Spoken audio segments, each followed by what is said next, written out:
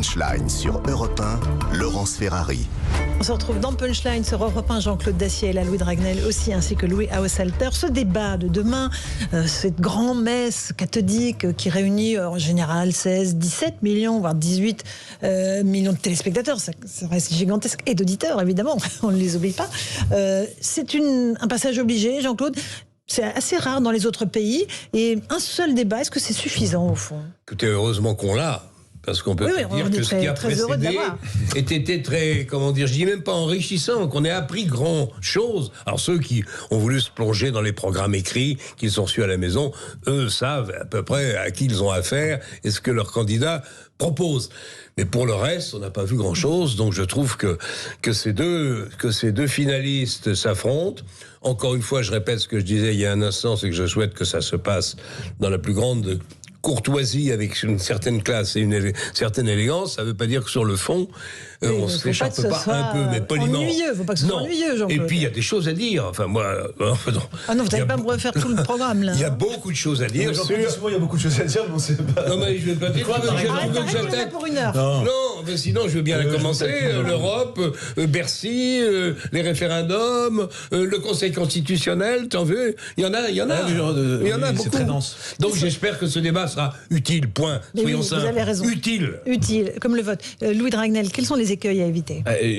Est-ce que pour une fois vous me permettez de faire une exception ? Je ne peux pas répondre à la question. Non. C'est assez régulier chez vous, mon cher Louis. Laurence. Non, mais je sais que vous n'aimez pas parler de vous, mais vous avez animé un débat d'entre-deux tours. Oui. Et en fait, moi, ça m'intéresse plus de savoir vous qui avez vécu ça plutôt que moi. Ah non, mais moi, j'avais deux questions à vous poser, Laurence. Alors ça, c'est l'interview de Louis Dragnel. C'est une interview.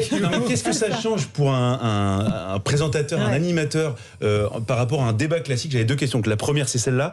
Et la deuxième, justement, quels sont les écueils pour les candidats ? Qu'est-ce que vous conseilleriez à n'importe quel candidat ? L'attaque. C'est-à-dire, l'attaque en général est mortelle pour celui qui la porte. Donc, il faut vraiment faire très attention à la riposte en face. Donc, c'est pour ça que tout se joue à très feutré, évidemment, dans les débats.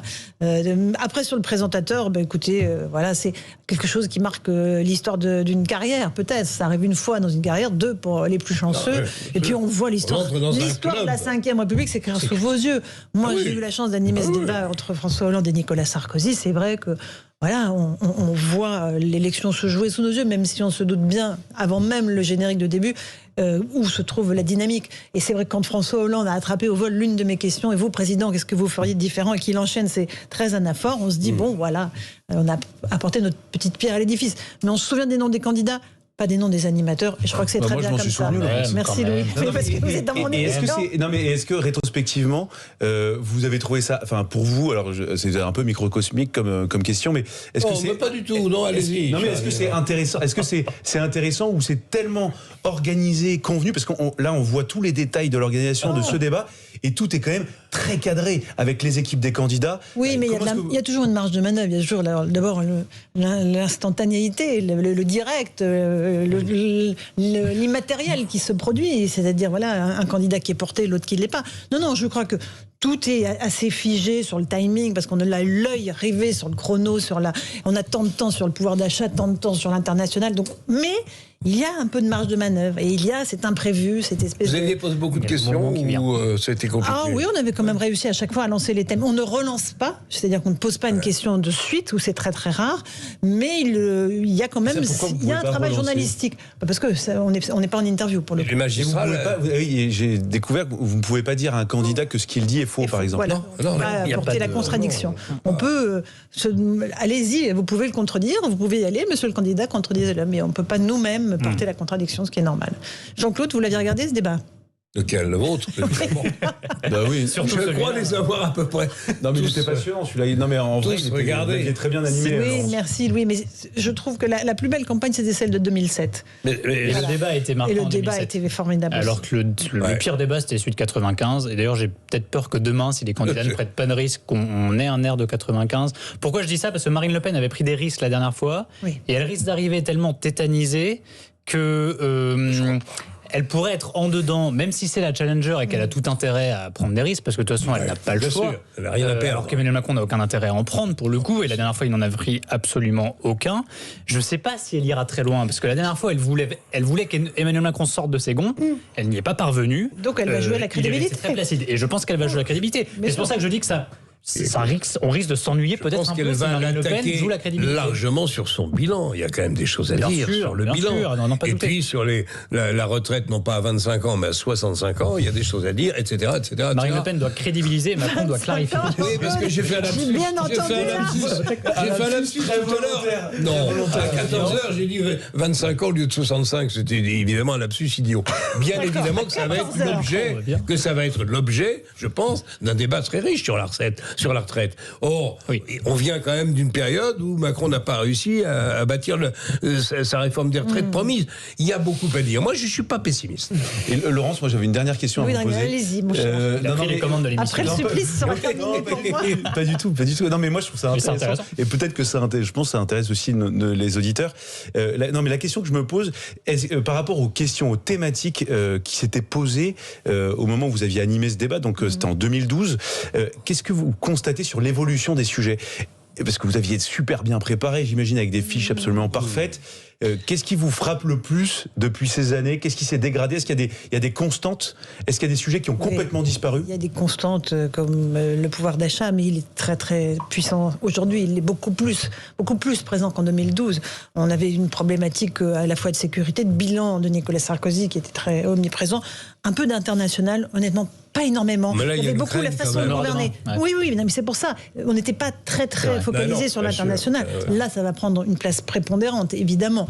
Et le pouvoir d'achat est beaucoup plus haut. La sécurité sera beaucoup plus basse demain soir, évidemment. Je crois que c'est l'OMC qui disait tout à l'heure, il me semble que c'est l'OMC, si l'ONU, mais c'est la même chose, disant que la crise en Ukraine, la guerre en Ukraine, va entraîner, et c'est déjà impacté la croissance mondiale, pas seulement la croissance du coin où on se bat. Et que l'inflation va exploser dans la zone euro. Que l'inflation va exploser, que la croissance va évidemment ralentir. Tout ça n'est pas un tissu de bonnes nouvelles. Et les bourses ont bien fléchi aujourd'hui. J'ai pas vu. Oui. Après, justement, les annonces. Et on risque la famine en Afrique, tout simplement. Voilà. Bon, alors, ce qui n'est pas un petit sujet. Il semble là que j'ai un ou deux amis qui font du trading de céréales. Il semble qu'il n'y ait pas trop d'inquiétude de ce côté-là. Tant mieux, parce que si en plus il y a de la famine en Égypte ou dans les pays du Maghreb, je ne sais pas comment on va s'en sortir. Je pense qu'ils vont réussir quand même. L'Ukraine va produire moins, mais elle va produire quand même. Elle a déjà produit. Et il va y avoir des efforts qui vont être faits un peu partout. Ce sera un sujet demain. Petit retour sur le débat. C'est compliqué quand même, évidemment. C'est une grande tradition française, je le disais, Louis Dragnel. Ça existe assez peu dans les autres pays. Il n'y a pas cet affrontement, le côté arène. Parce que c'est vrai que c'est un ring, on voit deux boxeurs sur le ring. Pourquoi cette spécificité? En fait, c'est lié à nos institutions. Nous, on est dans une monarchie présidentielle, où donc c'est la 5e République, la Constitution qui a été décidée par le général de Gaulle et Bernard de... J'ai un lapsus, pardon, sur Monsieur Debré. Pardon, je suis désolé, c'est la fatigue. Et donc, en fait, c'est la rencontre entre un homme ou une femme et le peuple. Là où la plupart des démocraties européennes sont des démocraties parlementaires. Et donc le système est presque inversé. On commence par les législatives. Le plus important, c'est quelle est la représentation politique dans les parlements. Et ensuite, c'est cette représentation qui permet de déterminer la désignation d'un Premier ministre qui est le plus représentatif du pays. Et donc on est dans une logique totalement inversée. Et c'est archaïque ou pas? Même aux États-Unis. Ah non, moi je trouve que c'est étonnamment moderne. De même que l'élection présidentielle française est très moderne parce qu'à l'heure où les partis sont abattus et où le débat se focalise autour de personnalités, et l'élection telle qu'elle était voulue par De Gaulle, c'est un affrontement de personnalités. C'est un homme ou une femme et un projet. Donc ça correspond à la société médiatique qui est la nôtre maintenant, en fait. Quelque part, ça correspond même aux réseaux sociaux. Enfin, tout ça est assez visionnaire. Il pourrait y avoir plusieurs débats. Je veux dire, il pourrait y avoir un avec les chaînes généralistes, un avec les chaînes info, un avec les réseaux sociaux. Alors l'autre modèle, c'est les États-Unis, où il y a plusieurs débats. Mais les débats n'est pas sur le même format. C'est pas une arène, et c'est les candidats qui sont face à plusieurs journalistes. Et le rôle des journalistes est plus important, et je dis pas ça, Laurence, pour vous offenser, parce que le rôle des journalistes est indispensable en France, mais voilà, ils peuvent intervenir beaucoup plus, et les candidats ne sont pas obligés de se parler, de s'interrompre, d'interagir. Contrairement à ce qui se passe en France, ce qui rend quand même l'affrontement plus spectaculaire. Trump ne s'était pas privé, je me rappelle. Oui, alors Trump avait injecté un petit peu de débat à la française dans la démocratie américaine. C'était même bien en dessous du débat à la française. Ah non, mais c'était pas chic. Mais en France, on se permet pas ça. C'était plus d'affrontement. Voilà, non, mais c'était en dessous de la ceinture. C'était vraiment en dessous de la ceinture. Mais en France, il n'y a jamais eu de débat. Interpellation et affrontement. Il n'y a jamais eu de. Non, c'est pas violent. Pour le coup, je trouve qu'il y a globalement une chose dont on peut se satisfaire. Il y a eu un débat raté, effectivement, la dernière fois avec Marine Le Pen qui était très mauvaise. Mais il n'y a jamais eu, je crois, de débat où il y a eu des attaques personnelles. Toujours de la tenue. Il y avait toujours de la tenue parce que, et d'ailleurs, je crois que c'est Jacques Chirac qui le disait lors de son débat avec Lionel Jospin. À la fin, il y avait une petite séquence qui avait été captée et il disait les Français ont horreur de ça, détestent la violence, l'invective en politique. Et je crois que c'est assez vrai, même si aujourd'hui la société d'hier a changé, donc les gens ont besoin peut-être de plus de hauteur. Jean-Claude, je le crains, j'en sais rien. C'est comme ça, les noms d'oiseaux volent quand même plus facilement. J'espère que ça ne sera pas le cas demain. Je ne crois pas que ce sera le cas d'ailleurs. Mais c'est vrai que même... Est-ce que ce serait rêvé que de penser que les deux se serrent à la main après le débat de la dernière fois, ils s'étaient quittés sans un mot. C'était très froid. Nicolas Sarkozy et François Hollande s'étaient serrés la main après leur débat. Oui, et là, mais c'est tout ce qui entoure Marine Le Pen. On en parlait, toutes ces accusations d'être une Mussolini en jupon, menaçant l'existence même du pays, etc. C'est quand même encore le débat qui a précédé. Je ne sais pas ce que ça donnera demain. Mais le débat a quand même été assez... Gabriel Attal qui a dit que Marine Le Pen considérait que les crimes en Ukraine étaient un détail de l'histoire. Oui, il y en a quelques-uns qui se sont un peu laissés aller. Elle a aussi donné des bâtons pour se faire battre sur quelques sujets. Je pense notamment à la question de la peine de mort. Vous voyez, la peine de mort, je pense que c'est considéré par la quasi-intégralité des Français globalement comme un acquis.